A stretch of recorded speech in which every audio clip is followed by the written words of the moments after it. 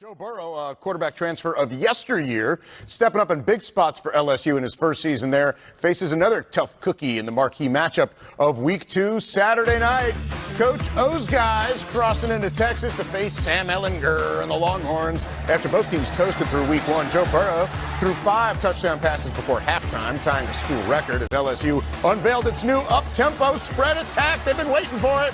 The Longhorns have seen plenty of that in the Big 12, but they hadn't seen a season-opening win under Tom Herman until Saturday, as many Longhorns got their first career starts. This is a different team that beat Georgia in the Sugar Bowl that now tries to take out the Tigers in Austin. We kind of understand that to get to where we want to go as a program, that we're going to have to play in and win these kind of games, and to do it against another, top 10 opponent is pretty cool, especially at home. But I also know that, Bob Bowlesby's not going to be handing out the Big 12 championship trophy after this game either. And, we're going to try our best to go 1-0 this week, but we also know that there's a bigger picture goal out there as well. All right, so big showdown here. LSU going to Texas, and guess what? Sportsline is taking the road team in this one. Interesting, 23-21.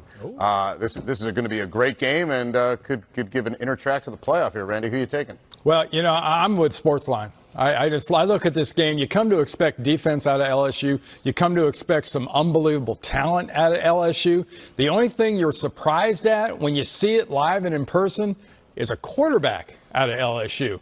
And granted, it wasn't the top-notch competition, but Joe Burrow from the middle of last year on just seems to get it. And if he can play like this consistently, LSU's as good as anybody in the West. I'm with you, Randy. I'm going with LSU as well. 23-27, I don't care who you're playing. And Georgia Southern's a good football team. I don't care if you're playing air. 23-27 is good, and over 10 yards an attempt. Joe Brady has made an impact on this offense. You saw a bunch of New Orleans Saints concepts in this last game, and given that Texas has so much in terms of youth on the defensive side, I'm going to lean LSU. I like LSU in this game because of the physicality element.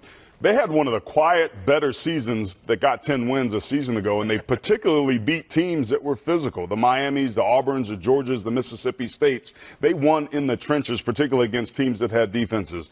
That's where I think they have the advantage here. Texas, Ehlinger is fantastic. There's no question about that. But they're banged up on that side of the ball. There's a lot of youth, and I think LSU, with the added element of the offense, is going to be too tough for Texas this early. Yeah, it's interesting. You mentioned the running back position. They're banged up there. Offensive line everywhere else, quarterback, of course, and wide receiver. They're healthy, and all you got is all you need is what a coach told me once before. But on the defensive side of the ball, you look at Aranda there at LSU and Orlando, of course, at Texas. They're cut from the same cloth.